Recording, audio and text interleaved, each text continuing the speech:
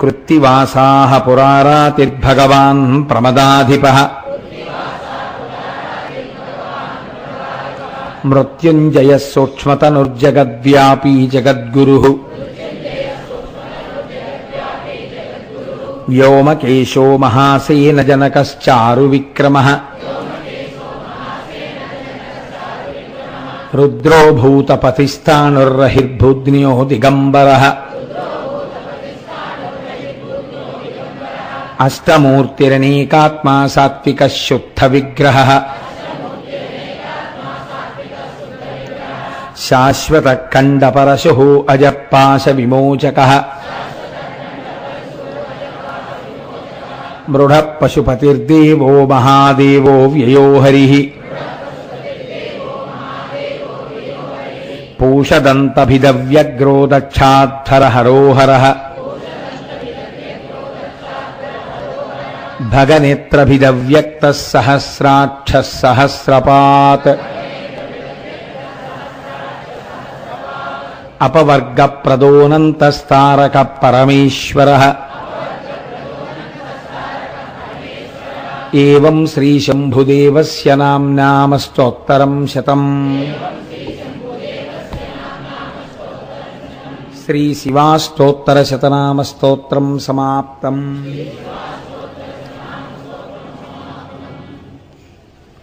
హరి ఓం.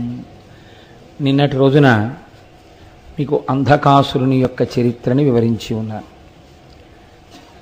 పుట్టిగుడ్డువాడైనటువంటి వాడు ఈశ్వరానుగ్రహం చేత త్రిశూలము యొక్క స్పర్శ చేత ఎటువంటి స్థితిని పొందాడో, శంకరుడి యొక్క ప్రమథగణములలో ఒకడుగా ఎలా మారాడు అన్న విషయాన్ని, అందులో అంతర్లీనముగా ప్రతిపాదింపబడినటువంటి తత్వాన్ని, మనుష్య జీవితమునందు పెట్టుకోవలసినటువంటి ధ్యేయం గురించి మీకు కొన్ని మాటలు నేను విజ్ఞాపన చేసి ఉన్నాను.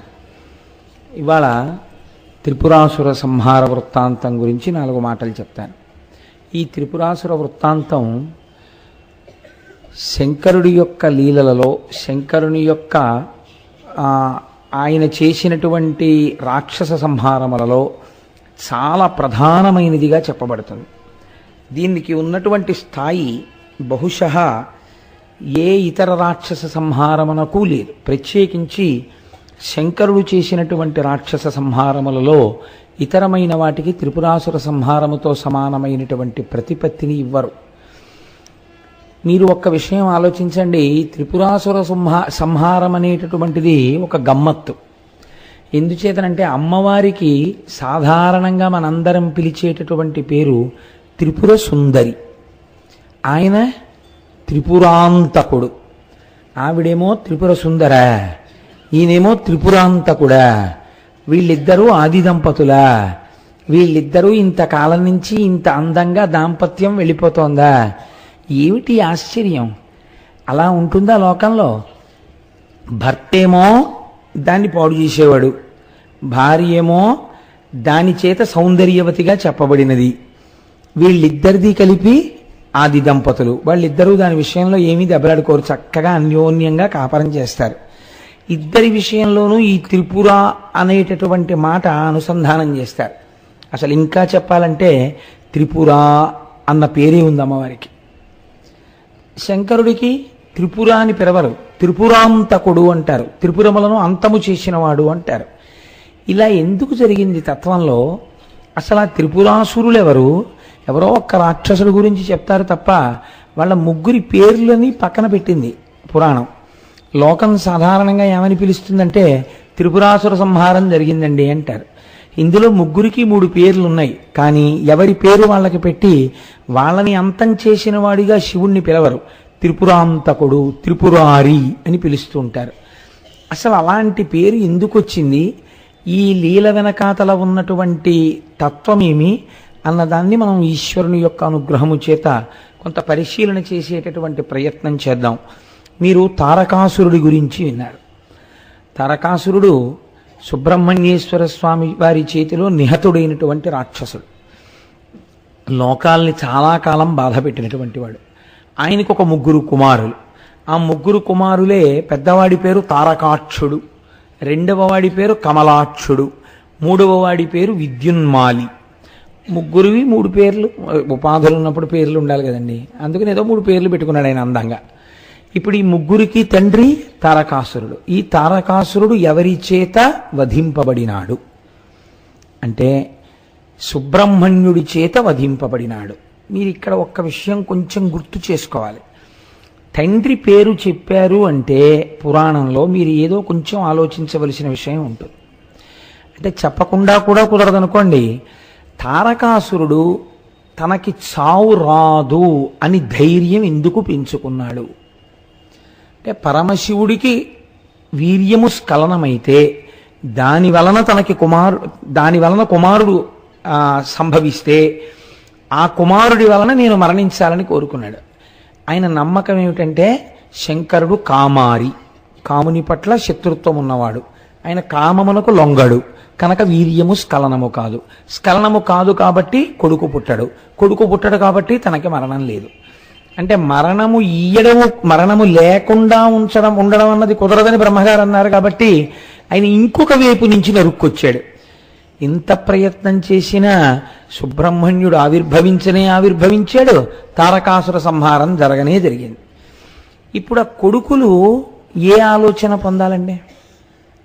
ఒరే, ప్రపంచంలో మరణం అనేటటువంటిది శరీరమునకు సంబంధించిన విషయము. మీరు కేవలం ఆ ముగ్గురు గురించి మాట్లాడకండి. వాళ్ళ గురించి వాళ్ళు ఏదో చాలా అజ్ఞానంలో ఉన్నట్టు, వాళ్లే వరాలు అడిగినట్టు మీరు భావన చేస్తే చాలా తప్పు. పురాణ ప్రవచనము, పురాణము వినడము అనేటటువంటిది దేని కొరకు వస్తుందో తెలుసా అండి? మన అజ్ఞానాన్ని పోగొట్టుకోవడానికే వస్తుంది. శృతి, స్మృతి, పురాణము. ప్రమాణము శృతి, దానిలో చెప్పబడిన విషయమును ఆచరణలోకి తెచ్చుకొనుటకు స్మృతి. వేదములో చెప్పబడిన దాన్ని భూతద్దంలో చూపించి బాగా మనస్సులో నాటుకునేటట్టుగా చేయగలిగినటువంటి ఇతివృత్తముతో కూడినది పురాణము. అలాగని ఏదో ఒక కథ చెప్పచ్చా? కల్పిత కథతో చెప్పకూడదు. వంశానుచరితం చేయవ, యథార్థముగా జరిగినటువంటి విషయాన్ని మాత్రమే పురాణం మాట్లాడాలి. ఇప్పుడు తండ్రి చావు ఉండకూడదని ఎంత ప్రయత్నించినా చచ్చిపోయాడు. కాబట్టి కొడుకులకి ఏం తెలిసి రావాలి వెంటనే? అరే చూసావా, దేహం ఉండిపోవాలని మా నాన్న ఇంత తాపత్రయపడ్డాడు, ఉండని లేదు, చచ్చిపోయాడు మా నాన్న. ఇదే మా తండ్రి చతుర్ముఖ బ్రహ్మగారు ప్రత్యక్షమైనప్పుడు, ఈశ్వర నీ అనుగ్రహము చేత నేను మళ్ళీ పుట్టవలసిన అవసరము లేని జ్ఞానము నా యందు భాషించుగాక అనో, లేకపోతే విభీషణుళ్ళ నేను ఎప్పుడూ ధర్మము తప్పని స్థితి నాకు కలగాలను అడిగి ఉంటే ఇవాళ మా నాన్న చరిత్ర వేరొక రకంగా ఉండేది. మా నాన్న చివరి మెట్టెక్కాడు, కానీ అక్కడి నుంచి జారిపోయాడు. తపస్సు చేశాడు, చతుర్ముఖ బ్రహ్మగారిని ప్రత్యక్షం చేసుకున్నాడు. అడగకూడనిది అడిగాడు తప్ప అడగవలసినది అడగలేదు. ఇది మా నాన్న జీవితంలో పెద్ద పొరపాటని పిల్లలు గుర్తించాలి. అలా గుర్తిస్తే వాళ్ళు ఏమవుతారండి? వాళ్ళు చాలా ఉన్నతమైన మార్గానికి వెళ్తారు. ఇప్పుడు త్రిపురాసురులు అలా గుర్తించలేదు అంటూ కథ ప్రారంభం. మీరు త్రిపురాసురుల మీద మాత్రమే పెట్టి వాళ్ళేదో చాలా తప్పులు చేసిన వాళ్ళల్లా, మనం శౌనకాది మహర్షుల్లా, మనం ఏమీ తప్పు చేయని వాళ్ళల్లా మనం అనుకుండిపోయాం అనుకోండి, మనది తప్పే. ఇది చెయ్యకూడదు అని తెలిసాక చెయ్యకుండా ఉండని వాళ్ళెందరూ? ఎందుకు చేస్తాం? ఏ తప్పదులేండి, ఏదో భగవంతుడు చూసి చూడక వదిలేస్తాడు అని చేసేస్తుంటాం. అలా అయ్యో ఇలాంటి తప్పులు చేసినటువంటి వాళ్ళు అలాంటి ఫలితాలు అనుభవిస్తున్నారని మీకు తెలుసు.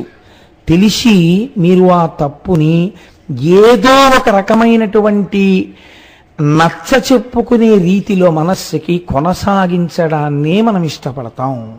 ఎందుకు ఇష్టపడతాం? కారణము కేవల అజ్ఞానము. శరీరము తోడి ఉన్నటువంటి సంబంధాలని దృష్టిలో పెట్టుకుని మనం ఈ రకమైన పనినే చేస్తాం. పురాణం మన మీద పెట్టకుండా అందంగా ఎత్తి చూపిస్తుంది. ఒక్కొక్కరు తన మీద ఉన్న పెద్దలు చేసిన తప్పు చూస్తారు, చూసి దిద్దుకుంటారు వెంటనే. కొడుకు అలా ఉండడు. హిరణ్యకశిపుడు చాలా నేరం చేసినటువంటి వాడు, కానీ లీలావతి గర్భంలో ఉండగా విన్నాడు నారదుడు. కానీ ప్రహ్లాదుడు చేశాడా తప్పు? చెయ్యలేదు. తన ముందు వాడు చేసింది చేయలేదు, తన తరువాతి వాడు చేసినప్పుడు కూడా వచ్చి ఈశ్వరుడితో అదే చెప్పాడు. బలిచక్రవర్తిని కట్టేస్తే ప్రహ్లాదుడు వచ్చాడు. వచ్చి ఆయన ఒక మాట అంటాడు, ఇతనికి ముందు నీవింద్ర పదంబిచ్చి నేడు తిప్పుటయ్యను నెరయ మేలు మోహనాహంకృతి గర్వాంధతమస వికారంబు దాని మాన్పి కరుణ రక్షించుటయు కాక శిక్షించుటే తత్వజ్ఞునకు మహేంద్రత్వమేల నీ పాదకమలంబు నియతి కొల్చిన తాని పోలునే సురరాజ్య భోగపరత గర్వమే పార కన్నులు కనరావు చెవులు వినరావు చిత్తంబు చిక్కుపడును సేవలన్నీయు మరచు నీ మహిమమాన్పి మేలు చేసితివి నీ మేర మెటి చూపి అంటాడు. ఎందుకయా దిక్కుమాలిన పదవులు, ఎందుకయా దిక్కుమాలిన రాజ్యాధికారాలు, చాలా బిజీగా ఉన్నానని తిరిగేస్తూ కాలం గడిచిపోయి నీ సేవలన్నీ మరిచిపోయి నీకు నమస్కారం చేయడం మర్చిపోయి ఇచ్చిన జీవితం వెళ్ళిపోయిన తరువాత మళ్ళీ అధోలోకాలకు వెళ్ళిపోవడానికి పనికొస్తోందేమో కానీ ఇది ఏం ఉద్ధరిస్తుందయా? నీ పాదకమలంబు నియతి కొల్చిన దాని పోలునే సురరాజ్య భోగపరత. నీ పాదములను పట్టి నమ్మి పూజ చేసి పరవశించిపోయేటటువంటి వాడికి దేవేంద్ర పదవి మాత్రం సరిపోతుందా? వాడు ఎంత అదృష్టవంతుడయ్యా, ఎంత ఆనందంగా ఉంటాడయ్యా. నీ పాదములను నమ్మి జీవించిన వాడెవరో వాడు కదా అదృష్టవంతుడు. ఎవరికి కావాలి ఈ పదవులు అంటాడు అని బలిచక్రవర్తిని రక్షించాడు. ఒక్కొక్కడు తనకి ముందు జరిగిన పొరపాట్లని తాను ఆదర్శంగా తీసుకోకుండా ఇప్పుడు మనం ఆ చరిత్రలో ఉన్నటువంటి నీతిని ఆదర్శంగా తీసుకుని తన జీవన పథాన్ని దిద్దుకుంటాడు. దీనికోసమే మీకు పురాణము యొక్క ప్రధాన ప్రయోజనము.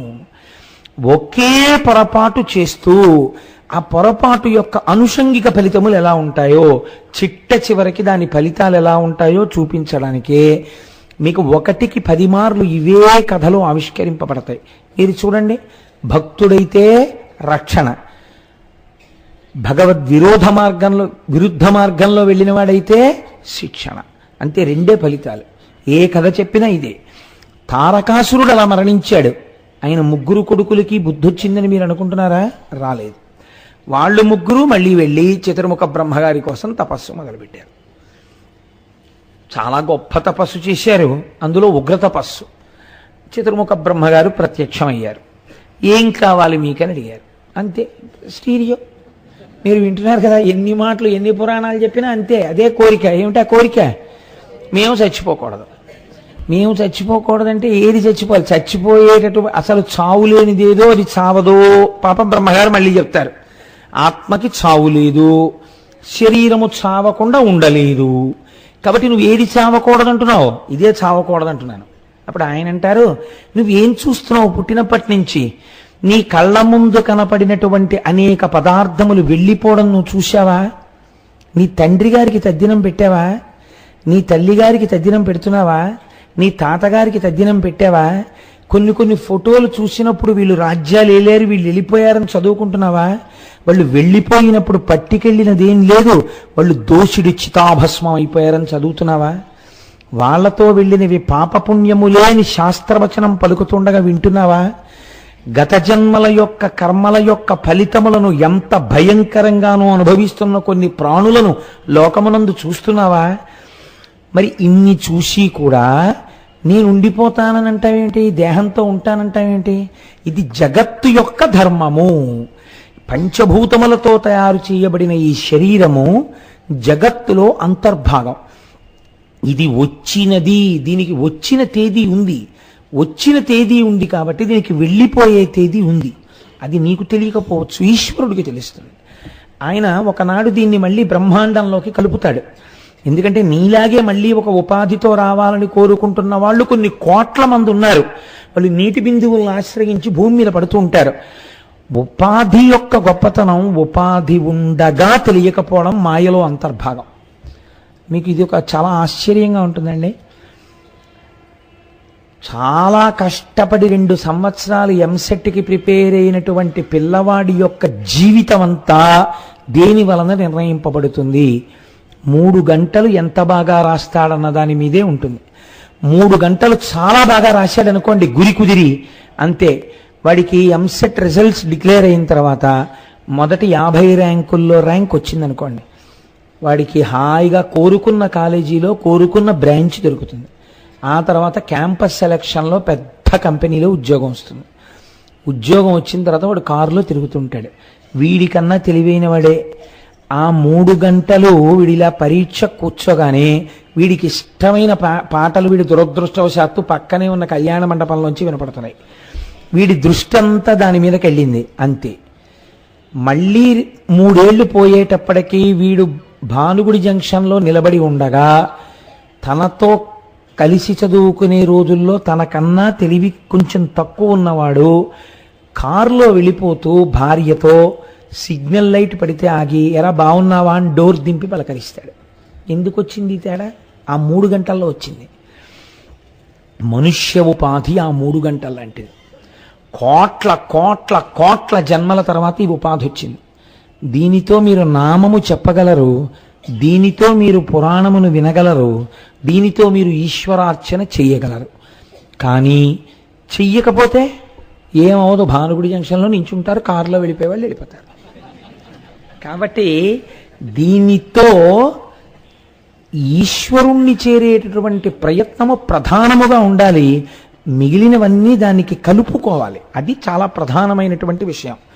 కాబట్టి ఇప్పుడు ఆయన అన్నాడు దీని పేరు జగత్, మేము ఇంకో పేరుతో పిలవలేదు. జగత్ అంటే ఏమిటో తెలుసా? జ అంటే జాయతే, గ అంటే గచ్చతే, పుడుతుంది వెళ్ళిపోతుంది. ఇలా జగత్ అని ఏది పిలవబడిందో అది ఉండునది కాదు, అది సత్యము కాదు. అది కొన్నాళ్లే ఉంటుంది, ఆ తర్వాత ఉండదు ఇహ.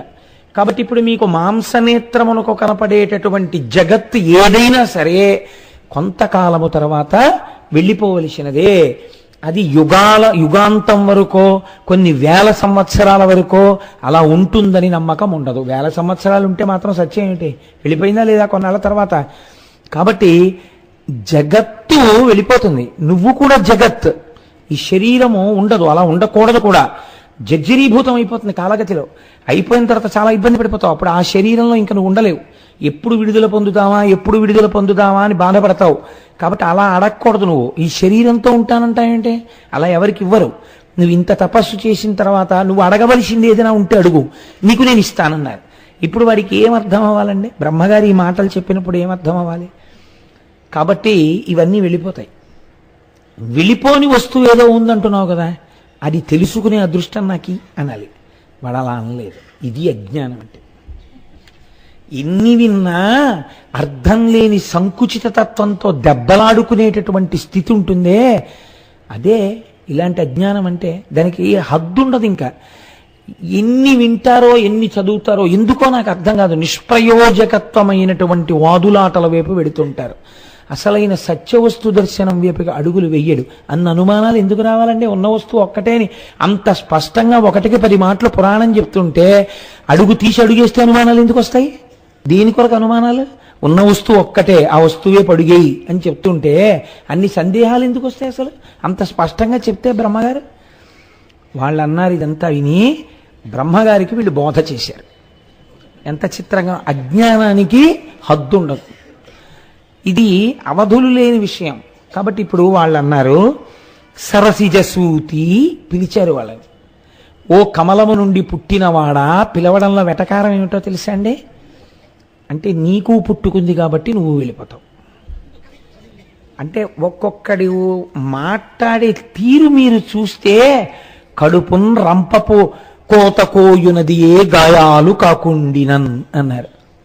ఒక మనిషికి ఎనస్థీషియా ఇవ్వకుండా పడుకోబెట్టి అటొకడు ఇటొకడు నించుని రంపం పట్టుకుని కడుపుని కోసేస్తే ఎంత బాధ కలుగుతుందో అంతకన్నా బాధపడేటట్టు మాట్లాడడం జన్మతః వస్తుంది ఒక్కొక్కడికి. అంటే రాక్షసాంశ. బ్రహ్మగారు వీళ్ళ యొక్క ఉన్నతిని ఉద్దేశించి ఆయన మాట్లాడారు. వీళ్ళన్నారు సరసిజసూతి. ఇందులో ఎంత వెటకారమో చూడండి. 2 పుట్టుకలు చెప్పారు వాళ్ళు. సరస్సులోంచి పుట్టిన దాంట్లోంచి పుట్టినవాడా, నీవు కడు సంపదలిచ్చిన భాగ్యమిచ్చినం తిరమగ ఆయు ఉన్న కదా. అయితే ఏమిస్తావు నువ్వు? మేము అడిగింది ఇవ్వలేవు కదా, తెలిసిపోతోంది కదా. మేము దీంతో శాశ్వతంగా ఉండాలంటున్నాం, కుదరదు అంటున్నావు. కాబట్టి ఇప్పుడు మేమేం అడగాలని ఉద్దేశం అంటే చూడండి, ఒక్కొక్కడు ఎన్ని విన్నా ఎంత విన్నా చెప్పిన విషయం అర్థం చేసుకోవడం కాదు, అర్థం లేని విషయాలు తీసుకొస్తారండి. అదే రాక్షస